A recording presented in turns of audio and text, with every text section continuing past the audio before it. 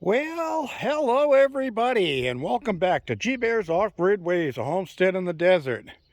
And I can finally go outside today and do some things because the winds died down. After 2 days and 2 nights of winds in the area of 30 miles an hour, it was just sickening. It was irritating.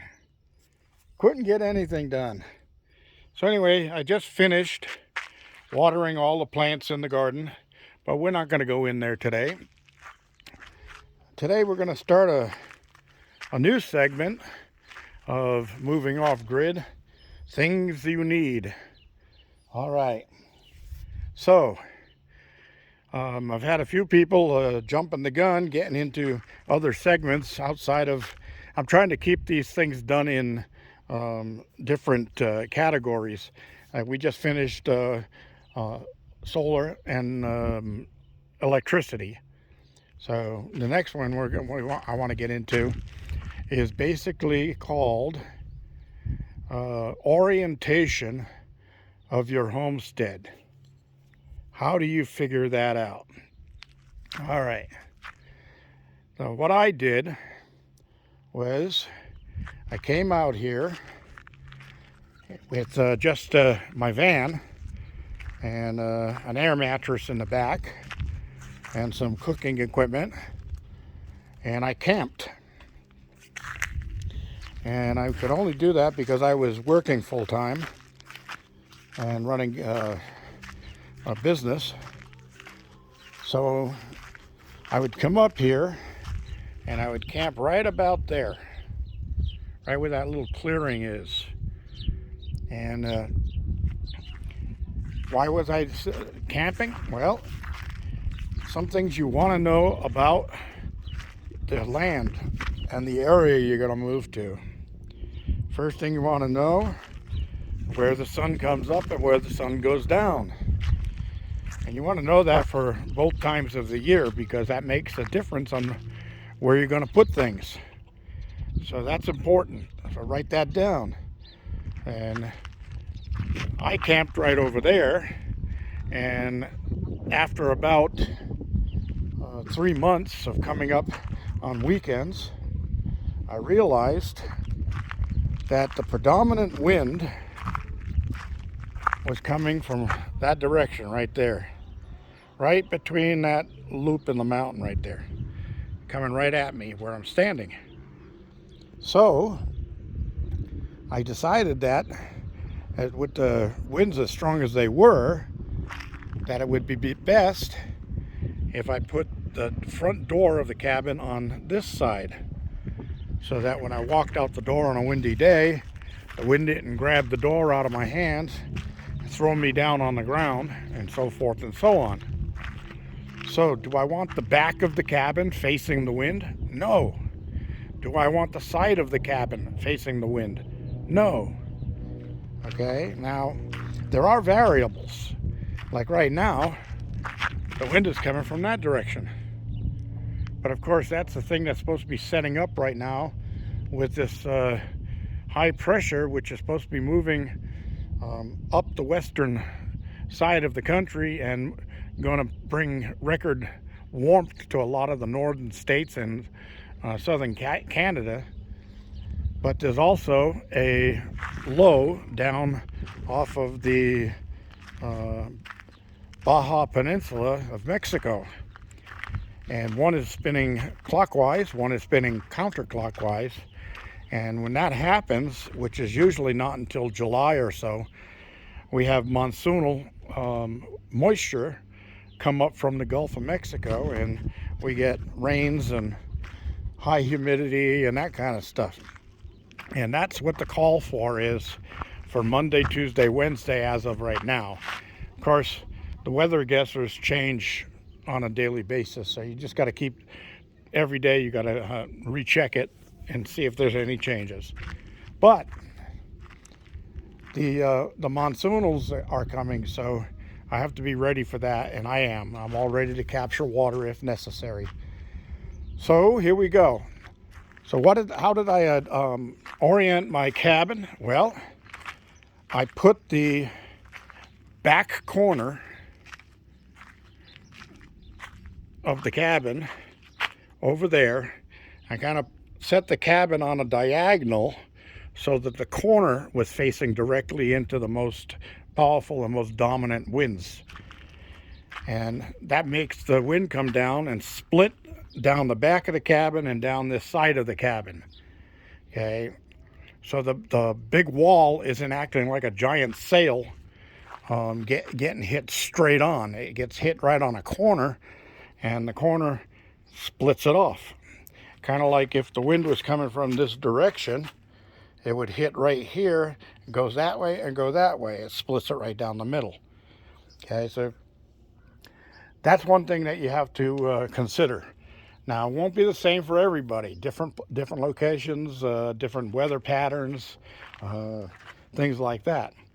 Now, it also worked out that the sun comes up over there and goes down over there. Okay, so that puts the front of the cabin in the summertime in the shade most of the time. So as you can see, we're at a hot time of the day right now. It's like just below 90. Dogs are having a dog day afternoon. But yeah, there's the fold down table, but you can see this is all in the shade. So that works out perfectly. So this is all going to end up being a giant front porch deck. And this is where I feed the dogs and keep their water for them so they can stay hydrated. So anyway, my next thing was, maybe I can try to block some of the wind. So I set my containers up over here to try to block some of the wind. I didn't want to block all of it, but in retrospect, going back, I would have probably liked to have moved everything here back maybe 15 feet. And that would have broken a little bit more of the wind and pushed it off to that direction away from the cabin. It's fine, it's working, but in the summer it gets really hot on this side of the containers, and sooner or later I'm going to be putting a patio cover out here with a deck so we can sit out here and watch the skies change color at night. Anyhow, my outdoor shower is getting ready to be opened. It's supposed to be in the 90s for the next week or so after the monsoonal, but the humidities are going to be coming up. I also need to get my tote koozie scrubbed out and ready to go so I can cool off in that pretty soon, because once June hits, the temperatures are going to get pretty warm. So tomorrow is going to be a day where I'm going to come out and also wash the van, because the dogs all decided they all had to mark my tires, and then the dust around here sticks to them, and it looks like I live in a third world country the way this thing is. Needs a good cleaning. So does the yard, but that's another thing. That's down the line. So as I was saying, we're talking about orientation. Now originally, when I came up with the motorhome and I was going to be living in a motorhome for a while, where it's sitting right there is where I had planned on actually building the cabin and staying. And I set it in this direction so that the winds would hit on an angle here and go both directions. Not a good idea. I should have put the door on the other side for a couple of reasons. Number one, when the winds are blowing, you grab that door to try to get out of the motorhome, and you've got to put your whole body into it to push it open. And then if you slip it out of your hand, the wind slams it shut really hard. So if it was on the other side, I wouldn't have that problem. Also, the other side is where the hottest part of the day, like right now, is in the shade. So that would have been a better option. Now my friend Andy, when he comes up, he parks right here. Those two front pads there are where his tires go, and that's where his door is, come out of his motorhome, and he parks it in the same orientation as this one. But this one pretty much gives him the shade where he needs it, and also breaks the wind for him from when we do get wind. So those are a couple of things that you need to consider when you're locating your property. Now, one more thing, very important, and it actually touches on another segment, which would be water. When you get your land, or when you plan on buying a piece of land, do some research about water rights and laws about the water and things like that. I failed to do that. I just thought, oh, well, no big deal. I'll sooner or later down the line, I'll get a well driller out here and drill a well. All right. Wrong. Big mistake. Okay. I checked into it. A well driller tells me that because of new laws here in this wonderful state, and the state has claimed that they own all the underground water, and so you've got to have permits to drill a well. And if you have a well already, you were grandfathered in, so you're fine. But if you modify that well, you go down deeper and anything like that, you have to meet the new criteria. And what I found out was to get a well drilled out here was going to cost me about 40 grand, 40,000 US dollars to put a well in. Well, I did some math, and getting water delivery once or twice a month, I could get water for the next 25 years and still not reach $40,000. So that's the way I went. Although it would be nice to have had a well. So you might want to check into that. Also, they say that after the $40,000 is spent and you have your well drilled out here and you have the casing put in and all that stuff, and you paid off the $40,000 to the well company, then your next thing is to finalize inspection on the well. The city in control comes out and puts a meter on it, and you get a water bill once a month. So guess what? You're not off grid. You think they planned that? Sounds like it to me. Anyway, I'm getting a little bit long here, so I'm going to get ready to cut this off. But those are some things to consider. Now, the other thing is, I never liked fences, but I ended up having to put fences here because the criminal element exists everywhere. And when they see somebody starting to build up a place out in the desert like I did, and they pay attention, they notice that you're not there all the time. They've got their plans on, as soon as you move something of value in, they're going to come and steal it. And they did. They took my ATV, my trailer, my racks, a whole bunch of stuff they got out of here, and ended up setting me back about $17,000. And no fun.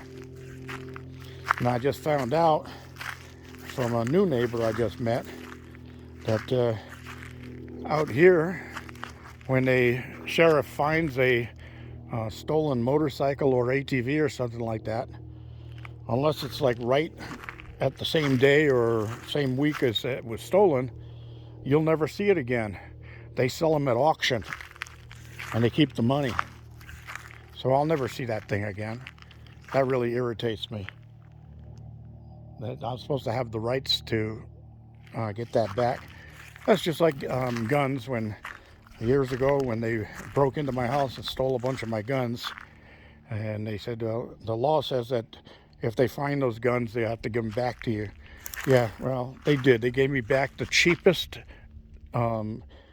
smallest gun out of the group, and they said that's the only one we ever found. Lying sacks of shit. So then they started doing the gun buybacks, no questions asked. And of course, what do you think they did? Was they take some of those guns that they were supposed to return to legal citizens, and they toss them in the pile and melt them down with the other ones, and they say, well, we don't know where it came from because we didn't ask questions. So anyway, getting off the subject. So that's one thing, and then you want to worry about where you're going to orient your water tank. I set mine there because from there down to the garden house is about a 15-foot drop. It doesn't look like it, but it is. So that means that the top of that tank is level. Let's see, how am I supposed to say this? No, the top of my garden house is level with the bottom of the tank. Okay, so that's why that ended up there. So I had gravity feed to start, and then I added a pump later on. All right, everybody, questions and comments down below, and we'll be moving on to the part 2 of the segment 2. Hopefully tomorrow, if the winds hold like this. Look at that, nice and calm. Beautiful, warm, calm. It's shorts only weather. Shorts and flip-flops. Yeah. All right, everybody. Thanks for joining me. Don't forget your thumbs ups down there. Don't forget to share, subscribe, and save. Put your questions down at the bottom, so if we got anything else I need to cover before I move on, I get it covered. G Bear, signing off.